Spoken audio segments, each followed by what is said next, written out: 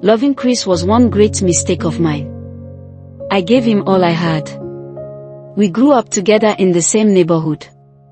Even with all the dedication and love I gave him, he chose Mary, just an average girl in my school.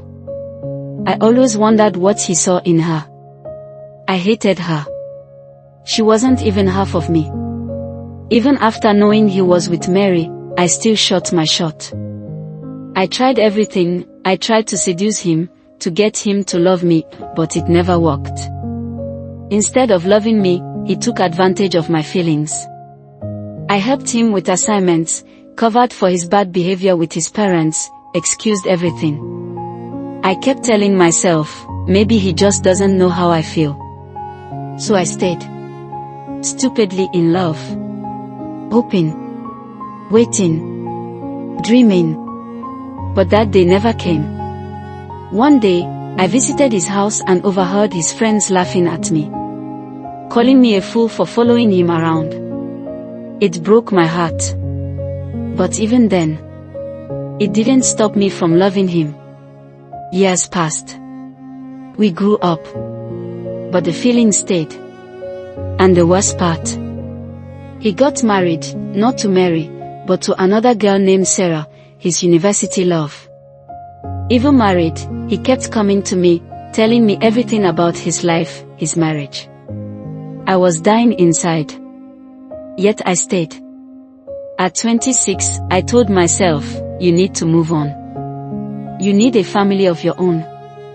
It was a hard decision, but Chris made it harder. Around that time, I met John at a club. He was sweet, caring, thoughtful. He wasn't Chris, but he made me feel alive. We started dating. But just as I was healing, Chris' marriage hit the rocks. He pulled me back in. We slept together. He took my virginity, and with it, a piece of my soul. My relationship with John suffered because of it. Still, John forgave me when I told him the truth. He gave me another chance to be loved. Sincerely. But Chris wasn't done with me. He kept giving me attention, confusing me, making me believe I finally had his heart. Until that night. I went on a date with John, planning to confess everything. To start fresh. But fate had other plans. At the restaurant, sitting at another table, was Chris, with another woman. Promising her he would divorce Sarah for her. It shattered me. At that moment, I realized. I was never the one. I was just convenient. Tears welled up in my eyes. I wanted to destroy everything, even myself. Chris saw me there, and he walked right past, pretending he didn't even know me. That night, I went home and cried myself to sleep. But the story wasn't over. The next morning, Chris came knocking on my door. My heart leapt. But he came in, used me again, and left, like I was nothing. I looked at myself in the mirror, broken, disfigured mentally and emotionally.